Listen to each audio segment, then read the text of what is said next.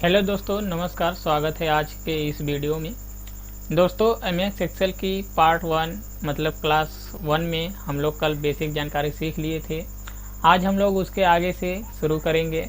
अगर दोस्तों आप लोग कल की वीडियो नहीं देखे थे तो आप लोग कल की वीडियो आप देख लीजिए, उसके बाद ही आप पार्ट 2 को देखिए। वो वीडियो आपको इस चैनल के मेरे चैनल के प्लेलिस्ट वाले सेक्शन में आपको मिल जाएगा। MS Excel full course playlist करके प्लेलिस्ट डाला हुआ है, आप वहां से पहला वीडियो आप देख सकते हैं। उसके बाद ही आप ये दूसरा वाला पार्ट आप देखिए। कल की जो बेसिक जानकारी थी, मैंने कल कुछ बेसिक जानकारी बता दिया था। थोड़ा बहुत आज जो एमएस एक्सेल की बेसिक जानकारी है उसको हम लोग देखेंगे, फिर उसके बाद से हम लोग कंटिन्यू करेंगे। एक बात और बता देना चाहते हैं कि ये जो ये सब मैंने कल बताया था कि एक्सेस बार क्या होता है, फाइल टाइप, कॉमन कॉलम बार, फार्मूला बार, ये सब क्या होता है, मैंने इसके बारे में कल की वीडियो में बता दिया था। और ये जो आपको फ़ोटो दिख रहा है, ये फ़ोटो आपको हमारे इंस्टाग्राम के आईडी पर मिल जाएगा। इंस्टाग्राम आईडी मैं अभी पिन कर दूंगा या डिस्क्रिप्शन में इंस्टाग्राम आईडी डाला हुआ है, आप वहां से हमारे इंस्टाग्राम आईडी को विजिट कर सकते हैं। और जितने भी एमएस एक्सेल, एमएस वर्ड या कंप्यूटर से रिलेटेड जितने भी जानकारी है, उसकी जो फ़ोटो होगी वो फ़ोटो हमारे इंस्टाग्राम आईडी से ही आपको मिल जाएगी। तो चलिए आज हम लोग जहाँ तक कल सीखे थे स्टार्ट करते हैं बिना देर करते हुए। तो दोस्तों आपसे एक रिक्वेस्ट है, अगर आपको हमारी वीडियो से थोड़ा बहुत जानकारी मिले तो आप लाइक और एक सब्सक्राइब कर दीजिए, क्योंकि आपके सब्सक्राइब और लाइक से ही हमारा मोटिवेशन मिलता है हमको, जिससे हम लोग और आगे वीडियो हम लोग बनाते हैं। तो चलिए शुरू करते हैं। तो आपको सिंपली पहले आ जाना है अपना ये लैपटॉप या पीसी का होम स्क्रीन है, जिसको हम लोग लैपटॉप या पीसी को होम स्क्रीन बोलते हैं, या इसको हम लोग डेस्कटॉप बोलते हैं। ठीक है, यहाँ पे आ जाने के बाद आप जहाँ कहीं भी एमएस एक्सेल रखे हैं, आप उसको एमएस एक्सेल को ओपन कर लेंगे। ओपन करने का तरीका मैंने कल बता दिया था, तो आप उस तरीके से आप एमएस एक्सेल को आप ओपन कर सकते हैं। या तो आप विंडो के साथ आर प्रेस करेंगे तो आप यहाँ पे रन कमांड आपके सामने खुलकर आ जाएगा, और यहाँ पे हम टाइप करेंगे एक्सेल। ठीक है, और मैंने जैसे ही एक्सेल टाइप किया फिर इंटर प्रेस किया, उसके बाद अभी आप देखिए यहाँ से डायरेक्ट हमारा एक्सेल ओपन हो गया है। ठीक है, आप इस तरीके से एमएस एक्सेल को ओपन कर सकते हैं। तो अपने एमएस एक्सेल पे आ जाना है। अब हम लोग यहाँ से स्टार्ट करते हैं। मैंने कल बताया था कि ये जो ए और ये बी के नीचे जो दिया हुआ है, इसको हम लोग बी कॉलम बोलते हैं। ये पूरा सी के नीचे जो पूरा दिख रहा है, जो डार्क ब्लैक हुआ है, इसको सी कॉलम, इसी तरह डी कॉलम, ई कॉलम, मतलब ऊपर से नीचे जो आपको दिख रहा है ये, इसको हम लोग कॉलम बोलते हैं। ठीक है, यहाँ हम ऐसे बोलेंगे A column, B column, C column, D column. ठीक है, और ये जो 1 2 3 4 करके आपको दिख रहा है, इसको हम लोग बोलते हैं रो। ठीक है, इसको हम लोग रो बोलते हैं। ये यहाँ पे आप देख रहे हैं 1 के सामने ये जो पूरा दिख रहा है यहाँ तक, इसको रो बोलेंगे। फिर ये तीसरा नंबर का रो है, चौथा नंबर का ये रो है ये। तो इस तरीके से आप समझ सकते हैं कि रो और कॉलम क्या होता है। अब हम लोग थोड़ा सा सीखते हैं कि जैसे कि ये कॉलम बी है, इस कॉलम बी को हम लोगों को इसकी साइज बड़ा छोटा करना है। तो आपको क्या करना है कि अगर कॉलम बी को साइज बड़ा छोटा करना है तो आप इस वाले पर, आप बी पर आप क्लिक करिए इस तरीके से, और इस पर क्लिक करने के बाद आप अपने माउस के लेफ्ट बटन को प्रेस करते हुए, अगर आपको बड़ा करना है तो आप दाहिने तरफ इस तरह से आप करिए, तो ये बड़ा हो गया। अब इस कॉलम को छोटा करना है तो फिर आप अपने माउस के लेफ्ट बटन को प्रेस करेंगे और इसको इस तरीके से एडजस्ट कर लेंगे, तो इस तरीके से छोटा हो जाएगा। ठीक है, तो इस तरीके से आप कॉलम को बड़ा छोटा कर सकते हैं। अगर रो को आपको बड़ा छोटा करना है तो आपको सिंपली क्या करना है कि आप जैसे कि ये तीसरा नंबर वाला रो है, इसको बड़ा छोटा करना है, फिर अपने माउस की लेफ्ट बटन को प्रेस करेंगे और तीसरे नंबर पे यहाँ पर जब लेकर जाएंगे तो यहाँ पे आप देख रहे हैं ये प्लस वाला आपको चिन्ह बन रहा है। आप अपने माउस के लेफ्ट बटन को दबाते हुए नीचे की तरफ इस तरह से करेंगे तो ये बड़ा हो जाएगा, और छोटा करना है इसी पर रखेंगे तो ये प्लस जब बनेगा तभी बड़ा छोटा होगा। ये प्लस बना, अब फिर आप अपने माउस के लेफ्ट बटन को दबाते हुए ऊपर कर देंगे तो ये इस तरीके से ये छोटा हो जाएगा। देखिए ये कॉलम तीसरा नंबर का छोटा हो गया है। तो इस तरीके से आप रो और कॉलम को बड़ा छोटा कर सकते हैं। अगर मान लीजिए कि ये बी से लेकर ये जे तक आपको कॉलम इन तीनों को बड़ा करना है एक साथ में, बी से लेकर जे तक आपको बड़ा करना है या छोटा करना है, तो आपको क्या करना है कि बी को आप पहले सेलेक्ट करेंगे। देखिए मैंने इस तरीके से इसको सेलेक्ट किया और फिर आप शिफ्ट के साथ जहाँ तक आपको करना है आप वहाँ पे कर्सर लेकर आएंगे अपने माउस की और इस लेफ्ट बटन को क्लिक करेंगे, उसके बाद शिफ्ट आप छोड़ देंगे। ठीक है, अब इतना करने के बाद आप फिर अपने माउस की कर्सर को लेकर जाएंगे यहाँ पे, जैसे ही प्लस का आपको ये निशान बना हुआ दिख रहा है, अब अपने माउस की लेफ्ट बटन को क्लिक करेंगे और क्लिक करते हुए आप अपने माउस के लेफ्ट बटन को क्लिक करेंगे और क्लिक करने के बाद आपको अगर बड़ा करना है तो आप इस तरीके से दाहिने तरफ करेंगे तो ये बड़ा हो जाएगा पूरा। देखिए जहाँ तक मैंने सेलेक्ट किया था ये पूरा कॉलम बड़ा हो गया है। अगर इसको छोटा करना है तो कुछ नहीं करना है, फिर से आप जाएंगे इस पे जे वाले पर और जाने के बाद आप अपने माउस के लेफ्ट बटन को दबाते हुए इसको इस तरह से छोटा कर लेना है, जितना छोटा बड़ा आपको करना है। और जब भी आपको छोटा बड़ा आप कर रहे हैं तो जो जहाँ पर प्लस का चिन्ह दिख रहा है आपको वही वाला कॉलम देखना है। जैसे देखिए मैंने इतना छोटा किया, अब इतना छोटा मैंने ये वाला किया है तो जितना B C D E F G H I जितना है सब का सब जितना है ये जे जितना बड़ा है उतना बड़ा हो जाएगा। देखिए मैं छोड़ता हूँ तो ये इतना बड़ा हो गया। आपको मतलब मेरे कहने का मतलब ये है कि जैसे ये जो जे वाला कॉलम आपको दिख रहा है ये आप इसको जितना बड़ा छोटा करेंगे बाकी सभी उतना बड़ा छोटा हो जाएगा। देखिए मैंने इसको इतना बड़ा किया सभी बड़ा छोटा हो गया। तो इस तरीके से आप बड़ा छोटा कर सकते हैं। ठीक है, इस तरीके से आप बड़ा छोटा कर सकते हैं। अब चलिए इसके आगे हम लोग थोड़ा सा देखते हैं। अब इसी तरीके से मैंने कॉलम को 5-6 कॉलम 7 कॉलम को मैंने बड़ा छोटा करना सीखा। अब इसी तरीके से हम लोगों को रो को बड़ा छोटा करना सीखना है। अब जैसे कि मैंने इस रो को ऐसे सिलेक्ट किया और ये 13 नंबर तक के रो को बड़ा छोटा करना है, तो आप क्या करेंगे कि आप शिफ्ट को प्रेस करेंगे और शिफ्ट को प्रेस करते हुए आप इस पर क्लिक कर देंगे। देखिए इतना सिलेक्ट हो गया। अब इसको बड़ा करना है तो ये आप आ जाएंगे जैसे 12 नंबर पे और यहाँ पे आपको प्लस का आइकन या प्लस का चिन्ह आपको बनता हुआ दिख रहा है। देखिए फिर से माउस के कर्सर देखिए यहाँ पे ये प्लस दिख रहा है। अब बड़ा करना है तो आप अपने माउस के लेफ्ट बटन को दबाते हुए ऐसे नीचे करेंगे तो ये बड़ा हो जाएगा। देखिए सभी जितना रो है वो बड़ा हो गया। अब छोटा करना है तो फिर से आप अपने माउस की कर्सर को लेकर जाएंगे यहाँ पे और लेफ्ट बटन को प्रेस करते हुए आप इस तरीके से ऊपर करेंगे ये, तो आपका ये छोटा हो गया। देखिए इस तरीके से आप बड़ा छोटा कर सकते हैं, बहुत ही सिंपल है, बस ध्यान देना है आपको। इस तरीके से आप बड़ा छोटा कर सकते हैं। अब चलिए इसके आगे, अब जैसे कि मैंने इस सेल को सिलेक्ट किया, यहाँ पे मैंने इस सेल को सिलेक्ट किया और यहाँ पे कुछ भी मैंने टाइप कर दिया जैसे दशरथ। ठीक है, मैंने ऐसे टाइप किया और फिर अपने माउस की कर्सर को इधर मैंने बाहर क्लिक किया। अब फिर हम अगर इस पर क्लिक किए और दोबारा से अगर इसमें अगर हमको दशरथ मैंने लिखा हुआ है और इसमें वर्मा ऐड करना है तो आप इस पर अगर डायरेक्ट अगर आप लिखे तो ये पूरा डिलीट हो जाएगा। इसके लिए आपको क्या करना है कि आप इस तरीके से माउस कर्सर आपका बाहर सिलेक्ट हुआ है, अगर इसमें फिर से आपको कुछ लिखना है तो आप इसको सिलेक्ट करिए और सिलेक्ट करने के बाद आप यहाँ पे लेकर जाएंगे कर्सर को और अपने माउस से बाएं बटन को डबल क्लिक करेंगे। देखिए यहाँ पे अब ब्लिंक हो रहा है। अब यहाँ पे आप कुछ भी लिखिए तो वो डिलीट नहीं होगा जो आप पहले लिखे हैं। तो आप इस तरीके से इसको कर सकते हैं, जिसको हम लोग बोल सकते हैं एडिट करते हैं। मतलब जैसे मैंने दशरथ पहले लिखा था फिर बाद में वर्मा ऐड किया। ठीक है, इस तरीके से आप कर सकते हैं। अगर आपको ऐसे नहीं करना है तो आप इस सेल को आप सिलेक्ट करिए और सिलेक्ट करने के बाद आप अपने कीबोर्ड से F2 को प्रेस करिए तो देखिए फिर से एडिट करने के लिए आपको ब्लिंक हो रहा है कर्सर यहाँ पे। ठीक है, तो आप इस तरीके से आप कर सकते हैं। तो आप सिंपली आप F2 प्रेस करके ही करिए तो आपके लिए बेटर है। ठीक है, जैसे मैंने फिर यहाँ पे देखिए वर्मा लिखा तो ये बाहर क्लिक किया ऐड हो गया। तो आप इस तरीके से इसको कर सकते हैं। अब चलिए इसके आगे हम लोग थोड़ा सा देखते हैं।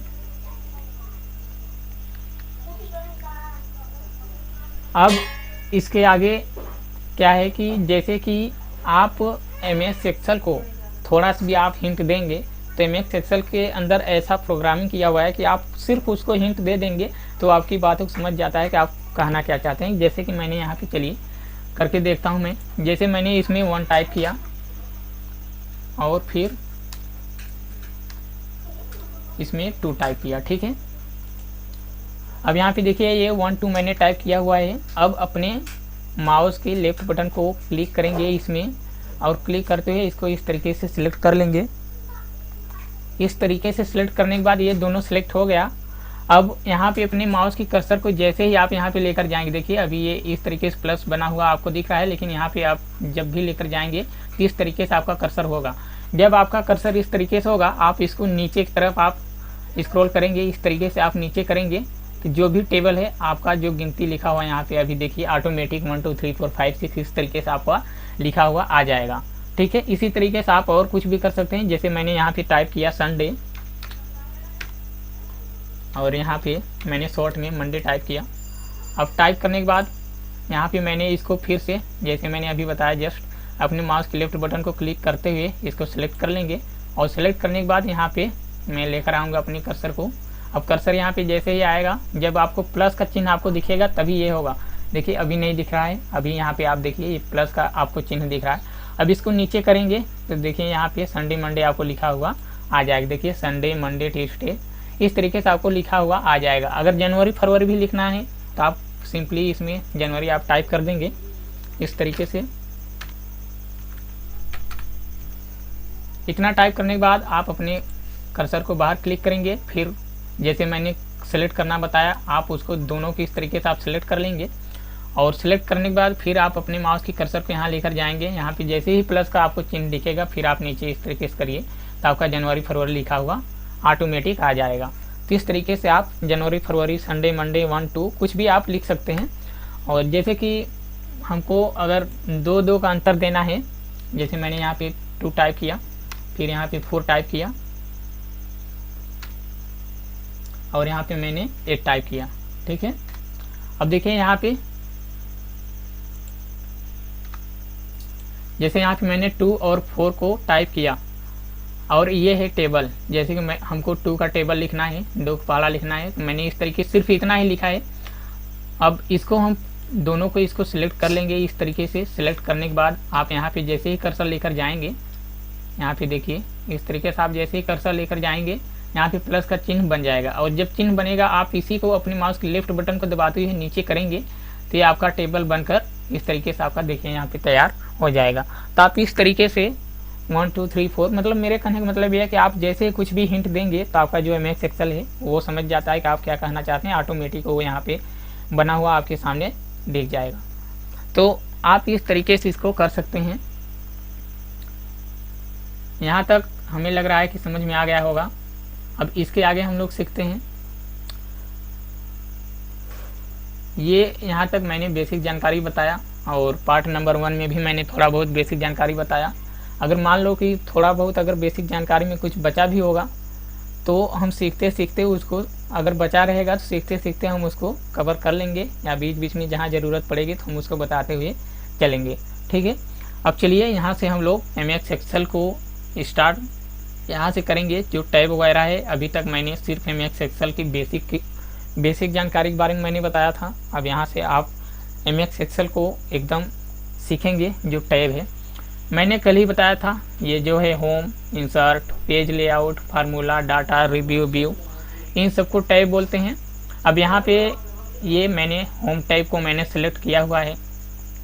अब होम टैब में जैसे यहाँ पे आप देख रहे हैं clipboard, font, alignment, number, style, cell, editing, इस तरीके से ये जितने भी हैं, ये जितने भी ऑप्शन आपको दिख रहे हैं, इन सब के बारे में हम लोग धीरे धीरे करके सीखेंगे। अब चलिए थोड़ा सा हम देख लेते हैं कि ये cut, copy, format, painter, paste, ये सब क्या है, इसको हम लोग सीखते हैं।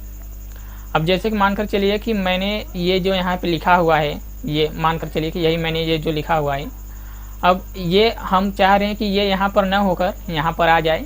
तो इसके लिए क्या करना है कि आपको अपने माउस के लेफ्ट बटन को दबाते हुए इन सबको सिलेक्ट कर लेना है, और सिलेक्ट करने के बाद इसको यहाँ से कट कर लेंगे।